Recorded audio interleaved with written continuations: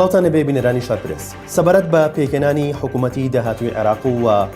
ڕێکەوتنی لایەنە سیاسیەکان بە گشتی و ڕێکەوتنی لایەنە کوردیەکان بە تایبەتی، هەروەها ڕۆڵی کورد لە حکوومەتی داهاتووی عێراقدا گفتوگۆ دەکەین بە میوانداری بەڕێز دکتۆر موسە ئەمین، کاندیدی دەرچوو بۆ پەرلەمانی داهاتووی عێراق. دکتۆر سڵاوت لێبێت. سەبارەت بە پێکەنانی حکوومەتی داهاتووی عێراق کۆمەڵێک جموجۆڵ هەیە لە ئێستادا، وەک زانیاری و هەمووک بۆچوونی بەڕێزت، کۆمنتت چی لەسەر حکوومەتی داهاتووی عێراق؟ سەرەتا زۆر سوپاس سڵاوڕێز بۆ بەڕێز و بۆ بینەرانی بەڕێز. عێراق هێشتا قۆناغی هینی تێنەپەڕاندەوە، قۆناغی تەواو نەبوونی پرۆسەی پەرلەمانی ینی هەڵبژاردن، چونکە پێویستە تاانەکان تەواو ببن دوای مەحکەمەی اتحادی مسادقەی نەتایجەکان بکە، دوای ئەوە بێ سەرۆکۆماربان کەشت بکە بۆ کۆبوونەوە، دواتر سەرۆکایەتی پەرلەمان هەڵەبژێرێت، دواتر سەرۆکی کۆمار و دواتریش سەرۆک کۆمار داوا لە کوتلەی زۆری ناکە کە پێویستە کوتلەی زۆرینە لە یەکەم دانیشتنی پەرلەمانە ڕابگەێنرێ. ئەوەی کە ڕاگەێنرێ پێویستە تەکلیفی لێ بکرێ حکوومەت پێک بێنێ. بەڵام تا ئێستاش هەندێک سوورن لەسەرەوەی کێشە بۆ دەرەنجامەکانی هەڵبژاردن دروستکەن بە ئیدیعای تەزویر و ئەم جۆرە قسانەی کە باسیەکەن و هێشتا ڕوون نەبووەتەوە ئایا موقتەدا سەدر کەوک و زۆرینەی کورسیەکانی بردووە ئەتوانێت زۆرینەی پەرلەمانیش پێک بێنێ، ئەتوانێت ئەوەندەی تر فراکسیۆن و ئەندام لەگەڵ خۆی کۆکاتەوە بتوانێت ئیدیعایەوە بکات کە فراکسیۆنی زۆرینەیە و ئایا گەر چووە گفتوگۆی پێگەێنانی حکوومەت نەوعێک لە تەریکی هەیە، ئەو تەریکەی کۆتایی دێ و دیگەران قبول یەکەن کە ئەو ببێ بە ینی ئەو لایەنەی کە حکوومەت پێک دێنێ، کەس لەگەڵی حکوومەت پێگەێنێ، هێزە ئیقلیمیەکان وە خۆیان و لایەنگرەکانیان لە ناو عێراق پێشوازی لە هەڵوێست و وەزعەتێکی لەم شێوەیەکەن. پێم وایە ئەمان هێشتا ینی کۆمەڵی پرسیارن وەڵامدانەوەیان ئاسان نییە. بۆ پۆستی سەرۆکی کۆماری شتایسە کوردی یەکدەنگ نییە، بۆ پۆستی سەرۆک وەزیرانی شیعە و حاڵەتی کە باسم کرد ڕەنگە ئاسانترینیان پۆستی سەرۆکی پەرلەمان بێ کە بە هەڵبژاردن لە ناو پەرلەمانە قزیەکەی یەکلا ئەبێتەوە. ینی بۆیە هیوادارم ینی عێراق زۆم قۆناغە تێپەڕێنێ، چونکە بەردەوامبوونی ئەم قۆناغە نەوعێک لە مەترسی لەسەر پرۆسەی سیاسی عێراق بەگشتی پێشبینی دەکرێت پێکەنانی حکوومەتی داهاتوو مەوداکەی زۆر بێت یاخود لە نزیکترین کاتدا حکوومەتی داهاتوو پێک بهێنرێت و لایەنەکان ڕێبکەون. هەموو ئەگەرەکان کراون ئەمێنێتە سەر هەڵوێستی سەدر. ئەگەر سەدر پێی وابێ بچێتە بەری ئۆپۆزیسیۆن و وازە پێگەێنانی حکوومەت بێنێ، ڕەنگە پێگەێنانی حکوومەت ئاسان بێت، چونکە ئەو کاتە نیوەی زیاتری پەرلەمانیا نیوەی پەرلەمانیا کەمتر لە نیوەی بەلانی کەمە بێتە ئۆپۆزیسیۆن، ینی چاو نابڕێتە سەر دەسەڵات و حکوومەت و بەشداری کە چاوین ینی ئەوانەی کە ئەمێننەوە بە ئاسانی ئەتوان ڕێکەوتن لە بینی خۆیانە بکەن و ئەوانەش ئەو هێزانن کە ئێستا پیانوترەی تاری تەنسیقی و لە دەوروبەری مالیکی و دەوڵەتی یاسا کۆبوونەتەوە. دکتۆر مەسلحەتی کورد لەکوێدایە لەگەڵ چ لایەنەکان ڕێک بکەوێت؟ مەسلحەتێکی دیاریکراوی کورد نییە کە بڵێ لەگەڵ فلان تەرەف وەری ئەگرێ لەگەڵ فلان تەرەف وەری ناگرێ، بەڵام بۆ پێگەێنانی حکوومەت ینی ڕەنگە سەدرەکان نەفەسێکیان هەیە، نەفەسێکی پۆپۆلیستیە و ڕەنگە حاڵەتێکی ینی خۆسەپاندنیش لە ناو ئەندامانی تیاری سەدرا هەیە، زیاد لە پێویست محتەدن بە نەفسی خۆیان و بڕوایان بە خۆیان هەیە و ئەوەی کە ئەیانەوە ئەیسەپێنن لە هەمان کاتە شەقامێکیش هەیە پشتیوانیانەکە و دەتوان بهێنە سەر شەقام، بەڵام هەمان کات لە بەرامبەرەوە کۆمەڵی هێزی سیاسی هەیە کە سەدریان پێ قبول نییە و پشتیوانی کراون لە هەندێک هێزی ئیقلیمیە و خاوەنی چەکن، خاوەنی توانای سەربازی و پێگەن. بۆ یەک مەسلەی بەرژەوەندی کورد لەوایە کە بەلای ئەمانە خۆی بشکێنێ بەلای ئەوانە، ڕەنگە بەرژەوەندی کورد لەوا بێ کە لەم ساتەوەختا خۆ بگرێتەوە تاوەکو بەرچاوی ڕوونەبێتەوە بەگشتی زوو بڕیاردان لە بەرژەوەندی کورد. بەڵێ بەگشتی پێگەی کورد لە حکوومەتی داهاتووی عێراق چۆنە بێت؟ بەشدارێکی شەرمنانە ئەبێت یان پشکدارێکی ڕاستەقی نابێت؟ هیچ وەختێک کورد پشتداری ڕاستەقینە نەبووە لە حکوومەت ئیلا لە سەرەتای گۆڕانی ئەم نیزامە سیاسی لە 2003 بۆ دواوە ئەتوانی بڵێ کورد پشتی باشی هەبووە، شەریکێکی بە هێزی بڕیاردان بوو ئەو کاتێک کە هێزە شیعەکان و سونیەکان زۆر خوانیان ڕێک نەخست بوو هێشتا ئەوان لە ناو یعنی تەنگەژەی تێپەڕاندنی قۆناغی ئینتیقالی بوون لە ڕژێمی پێشەوە بوو ئەم ڕژێمە نوێ و هێشتا تیرۆر لە عێراقا کارا بوو شەڕی ناوخۆ هەبوو ئەمانە لەو کاتا کورد هێزێکی ڕێکخراو بوو خاوەن دیدی سیاسی بوو خاوەن ئەزمونێکی پێشتری کاری سیاسی قوڵتر بوو لە سەرکردەکانی ئەوان حزوریان لە ناو بەغدا بە حزوری ئەمریکا و هێزە نەودەوڵەتیەکانەوە کاریگەری بە هێزی هەبوو کۆمەڵک ڕۆڵی گرنگ بە کورد سپێرا بوو و کورد تقریبن بوو بەو ناوەندەی کە ئەوانی تری لێک نزیکە کردەوە دوا بدوای ئەوەی کە هێزە سیاسی شیعەکان خۆیان کۆ کردەوە و شەڕی ناوخۆش پەرەی سەند و هێزی چەکداری عێراق بە هێز بوویەوە و بەداخەوە هێزە کوردستانیەکانیش خۆیان وەکو پێویست نانتوانی لە پێگەی خۆیان سوود وەرگرن خۆیان زیاتر قایمکەن کەم کەم پێگەی کورد لە سیاسەتکردن و حکومڕانی لە عێراقا لە شەریکی سیاسیەوە بوو بە بەشدار بوو بە مشارێک لە شەریکەوە بوو بە مشارێک ینی لە هاوبەشەوە لە پشکدارەوە بوو بە بەشدار واتە بۆم جارە شەروا بێت تەوەقعەکەم هەر لەوە زیاتر تێناپەڕێ بەڵام گرنگەوەیە کورد لە هەر حکوومەتێکا بەشداری کرد بتوانێ ناوعێک لە بەهێزێکی واوە بەشداری بکە کە بتوانێ ڕای بیسراو بێ و دەنگی بەرز بێ و ئایا کورد لە پرۆسەی بەشداریکردن لە حکوومەتە هەموو ئەچنە بەرەی بەشداری دەسەڵات کەمە تەبان ڕوو نادا چونکە ئێمە وەکو یەگرت و ناچین و نەوەی نوێ توێتی ناچم و هێزەکانی تریش کۆمەڵی ئیسلامی و ئەمانە پێم وان نییە کە ینی ئەو مەسلەی ئەو یەکریزیەش کە بازەکرێ بۆ کورد غەیری ئیرادەیەک نەبێ بۆ برادرانی پارتیوێشێتی کە ئەیانەوێت لەو ڕێگەیەوە کۆمەڵی پۆست بە اتفاق لە بینی خۆیان بەشکەن غەیری ئەمە بەداخەوە کورد ماوەیەکی زۆرە استراتیژێتێکی نەتەوەیی نییە بنمونە ئێمە چەندین جار داوامان لێکراوە ئێستا و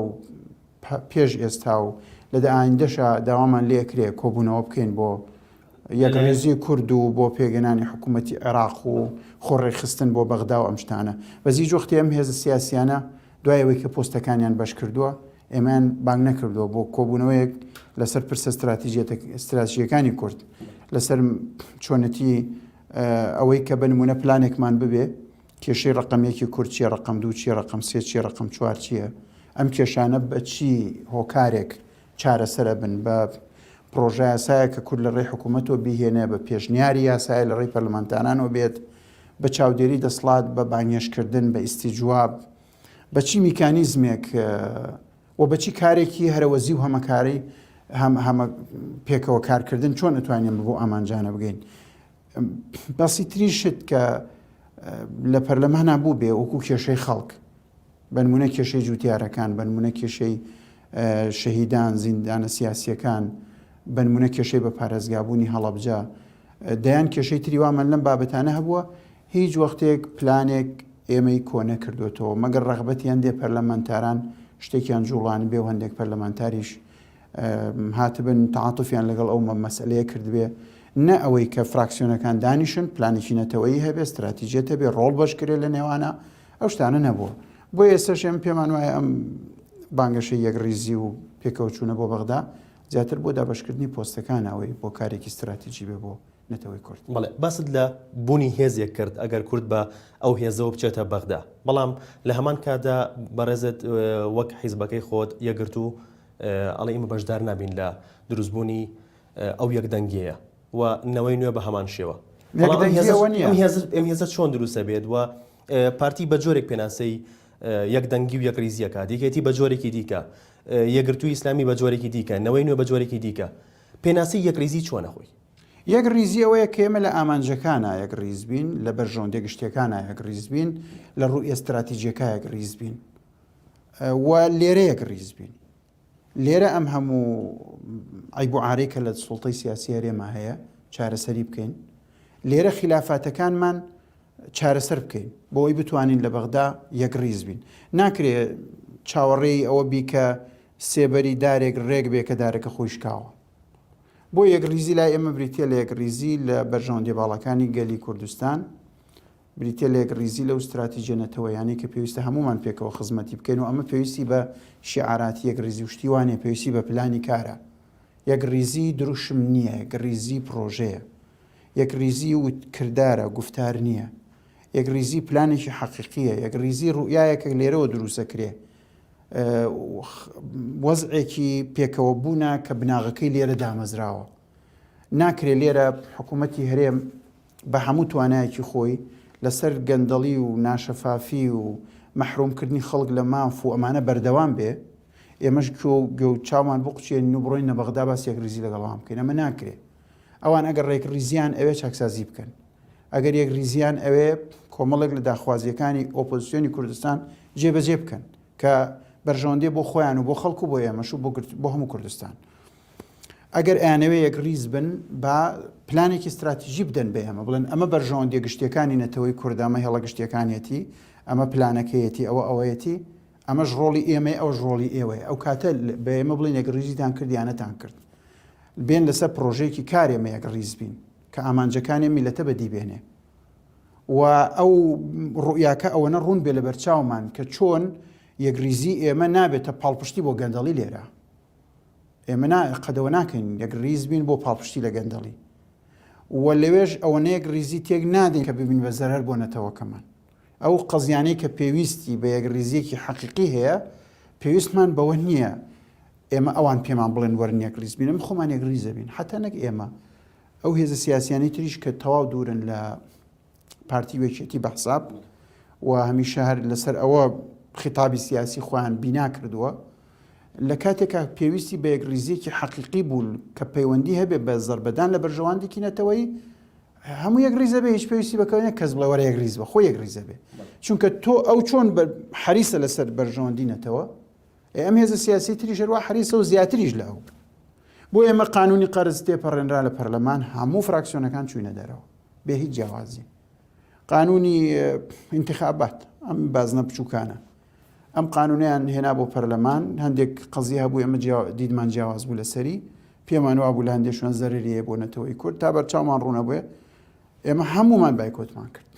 بێ ئەوەی اتفاق بکەین لەگەڵ یەکتری پێشوەخت بڵێن ئێمە ئەڕۆینە ژوور و بایکۆتەکەین. لەبەر ئەو مەسەلەی بوجە بنمونە،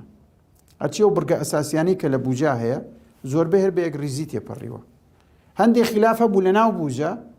کە داخوازی ئێمە بوو، من ناکرێ لە بەرەوەی تۆ بڵێ وەرە یەکڕیز بین مەسەلەن باسی موچەی فەرمانبەران ئێمە زەق نەکەینەوە لە ناو بوجە. ناکرێ تۆ بنمونە قانونێک دەرچووە بۆ نەزاهە ئەڵێ ئەبێ هەموو بەرپرسەکانی عێراق بە هەرێمی کوردستانیشەوە زیمەی مالی خۆیان ئاشکراکەن، چەنە داهاتیان هەیە ئاشکرایکەن، پێش لەوەی مەنسەبەکەیان وەرگرن بۆی دواتریش بتوانرێت چاودێری سەر سامانەکەیان بکرێت لە دوای مەنسەبەکە بەجێڵن. تۆ ناکرێت بێ بە ناو یەکڕیزیەوە بڵێ با ئێمە دەنگ بەمە نەدەین. ناکرێت بەعزێک کۆمپانیای کوردستان کە باج و زەریبە و خەراج نادا بە بەغدا و پێویستیشە لەسەری بە پێی قانون بیە و ئەگەر نەیە ئەوان بودجەی لە کورد ئەیبڕن، تۆ لێرە بڵێ وەڵا وەرە با یەکڕیز بین دژ بە و هەوڵە بین. نا ئێمە دژ بە شتانە نابین. دکتۆر لە بێهێزی لایەنە کوردیەکان لە بەغدا لە پێکەنانی حکوومەتی داهاتووی عێراقا، ئەمە نابێتە هۆکارێک کە پارتی وێکێتی لە داهاتووە لایەنەکانی دیکە بەوە تۆمەتبار بکەن کە ئێوە یەکدەنگ نەبوون لەگەڵیانە، ئێوە ئەو یەکڕیزیتان دروست نەکردووە؟ قەت نیانتوانی ڕۆژە لە ڕۆژان بڵێن فڵان شکستی کوردستان پەیوەندی بە نەبوونی یەکڕیزیوە بۆ لە ڕاستیا ئەمەیان نەتوانیەوە بڵێن. وەکو پێم وتی بەدەر لە هەموو خیتابێکی سیاسی و لە کێشە و سراعێکە لەگەڵ ئەو دوو حیزبەوە هەیە وەکو سوڵتە تەبان، بەدەر لە هەموو ئەوە هەر کاتێ پێویست بوو بە یەکڕیزی کراوە. بۆیە ئەم ئیدعایی کە هەندێک جار ئەوان ئەیکەن بنەمای نییە. ڕاستە ئەدای هەندێک پەرلەمانتار تۆزێ شعبەوی بووە، هەندێک خیتابی سیاسی نامۆزون بووە، لە میدیای عەرەبی هەندێک پەرلەمانتار بە شێوازی قسەی کردووە کە ئیتوانی باشتر قسە بکە. ئەمان ئەم سەرنجانە هەر هەیە، سەدان سەرنج لەسەر ئەوان ئەندامەکانی ئەوانیش هەیە. بەڵام بە شێوازێکی گشتی ئەوەی کە بەرژەوەندی حەقیقی کوردستانی خستبێتە مەترسیەوە ئەوە هینی بۆ کراوە، ئەوە یەکڕیزی بۆ کراوە بەبێ دروشم و بەبێ داواکاری کەس. بەڵام هەندێک کێشە هەیە هەستیارە ڕوئیای ئێمە و لەگەڵ ئەوان بۆ چیاکردنەوەی ئەو باپاتانە جیاوازە. من ناکرێت بە ناوی یەکڕیزیەوە ڕوئیم بۆ بوجە وەکو پارتی وێشێتی بێ، ناکرێت. چونکە ئەوان لە ڕاستیە بوجە لای ئەوان بێدەنگکردنی بەغدایە، بوجە لای ئەوان بێدەنگکردنی بەغدایە لەو گەندەڵیانی کە لە کوردستان ئەکرێ و هەوڵدانی بچڕینی پارەیەکە لە بەغداوە بەبێ ئەوەی ئەم وەزعە ناوخۆی خراپە هەیە چاکرێ. بنمونە ئێمە قەت لەگەڵەوە نەبووین و نابین کە موچە و داهات و قوتی خەڵکی هەرێمی کوردستان ڕەبت کرێ لەگەڵ سیعری نەوت و حکوومەتی هەرێم لە حکوومەتێک و لە دەوڵەتێک و ببێ بە نەوت فرۆش و قوتی خەڵک ڕەبت بکە لەگەڵ سیعری نەوت و خۆی تاودا بڕێ لە داهاتی عێراق کە ئێستا وای خۆوازە حیان 200 ملیارەکە نێت ئەمان لێرە ناتوان قوت و موچەی خەڵک دابی بکەن 21,000 خەڵک لەسەر شەقامەوانە بێژە یعنی هیچ حسابێکیان بۆ ناکرێ. ئێمە یەک وڵاتین لەگەڵ عێراق لەوێ بنزین بە 450 لێرە بە 1000 ئەمانە ناکرێ من بە ناوی یەک ریزیۆ لەم هەموو گەندەڵی و پۆخڵەیە بێدەنگ بەمیانی لەبەرەوە ئەبێ ئەوان بۆمان شەرحکەن یەک ریزی یعنی چی تایمەش پێیان بڵێن یەک ریزی ئەبینیان نابین. دکتۆر سەبارەت دووبارەیەکەم و هەرچی بەرژەوەندی نەتەوەیی بوو هەرچی بەرژەوەندی باڵای ئەم هەرێمە بوو پارێزگاریکردن بوو لە مافە دەستوریەکانی خەڵکی هەرێمی کوردستان ئێمە بە یەکدەنگ یەک ریزین و پێویستمشمان بەوە نییە کەس پێمان بڵێ غیری ئەوەنە. سەبارەت بە کاندیدی سەرۆکایەتیەکان سەرۆکایەتی عێراق سەرۆکی کۆماری عێراق و سەرۆکی ئەنجومەنی وەزیران و سەرۆکی پەرلەمان بە تایبەت سەرۆکی کۆماری عێراق پێشبینی دەکرێت ئەم جارە لای کێ بێت و لە کوردیشتا لە لای چ لایەنێک بێت بەر چ لایەنێ بکەوێت. وەک باس لەوەش دەکرێت کە ئەگەر کاندیدی یەکێتی نیشتیمانی کوردستان بۆ ئەم جارەش هەر دکتۆر بەرهەم ساڵح بێت پارتی ڕازی نییە. هۆکار چییە پارتی ڕازی نییە بە کاندیدی دکتۆر بەرهەم ساڵح؟ پێشتریش لە خولی پێشوش ڕازی نەبوو دکتۆر فواد حسێنیشی هێنا و کاندیدی کرد لە ناو پەرلەمان و دەنگی نهێنا. لە زۆر پارتی هەمیشە ویستێتی ئەو دەرفەتانە بۆ خۆی بقۆزێتەوە بە مافی خۆی زانیوە کوردستانیش کۆنتترۆلکا و بەغداش کۆنتترۆلکا و پێ بکرێ شتێک لە کوردستان کۆنتترۆلەکە. بەڵام ئایا ئەمە مافی ئەوە ئێمە قەنەعەتمان نییە ئەوە مافی ئەو بێ. بەڵام ئەوە قەزیەکە بۆیە من لە شوێنێک لە ڕاگەاندەکان وتم کێشەی یەکریزی پارتی وەکێتین با خۆیان چارکەن خۆیان چارە بکەن ئەوان کێشەکانی خۆیان چارە بکەن دوایی بێن لەگەڵ ئێمە قسە بکەن. ئەوان لە ڕاستیە ئۆکوتم یەکریزیەکان بۆ پۆستەکانە زۆرجار لە پۆستەکانیشان ناگەنە یەکتری وەکۆی کە لە سەرۆکایەتی هەرێم سەرۆکایەتی کۆمار ڕوویدا لە خولی پێشووە ڕەنگە ئەم جارەش ڕووداتەوە. بەڕێزت لە ڕابردووە مووسر بووی لەسەر کێشەی جوتیارانی هەرێم بۆ پەرلەمانی داهاتووی عێراق پرۆژەتان چییە؟ بە تایبەت بۆ جوتیاران و بەگشتیش باسکەین بۆ کێشەنەتەوەیەکانی کورد. ئێمە هەموو ئەو کەیسانی کە ئەندێکم ئاماژە پێکرد لە قسەکانم چۆن خەباتمان کردو بۆی لە خولی پێشوو بە هەمان شێوە زۆریش زیاتر و باشتر و بە ئەزمونێکی بە قۆترەوە ئینشاءڵڵا خەباتی بۆکەن و جوتیارە بە ڕێزەکان دڵنیاکەم ئامادە نابین دەنگ بە هیچ حکوومەتێک و سەرۆکوەزیران و ڕئیسێک بدەین کە بەڵێنێکمان نەداتێکە کێشەی جوتیاران و تەواوی کێشەکانی ترمان بۆ چارەسەرەکە. ئێمە وەکو خەڵکێک کە ئۆپۆزیسیۆنین مەبەستمان مەسلحەتی خەڵکە ئێمە بۆ پۆست و ئەوانە نەچوین بۆ بەغدا. ئێمە ئەو داخوازیانەی کە هەمانە لە حکوومەت ئەوە نابێت کە بڵێن وەزارەتی فڵانمان بەرێ ئەوەیە ئەڵێن مافی فڵان چینمان بدەرێ بۆیە لەو سەنگەرە ئەمێنینەوە سەنگەری خزمەتکردن بە مافە حەقیقەکانی خەڵک و بە هەموو توانایەکیشمان ئینشاءڵڵا دیفاعیان لێکەین و دڵنیانەکەم کە ئێمە مەرجمان بۆ دەنگدان بە هەر حکوومەت و وەزیر و بەرپرسێک ئەبێتە ئەمە ئەبێتە ئەوەی کە کۆمەڵێک کەیسەیە وەکووانی کە باسم کرد جوتیارانە زیندانی سیاسیە مافی هەڵەبجە و شارە زورە ئەم قەزیانەیە ئەکێنە مەرجی پێشوەخت بۆ دەنگدانمان لەسەر هەر پۆستێکەکە. سواز بۆ تۆ دکتۆر موسەنا سواز بۆ دکتۆر موسەنا ئەمین کاندیدی دەرچوو بۆ پەرلەمانی عێراق سواز بۆ ئێوەش کە تا ئێستا بینەرمان.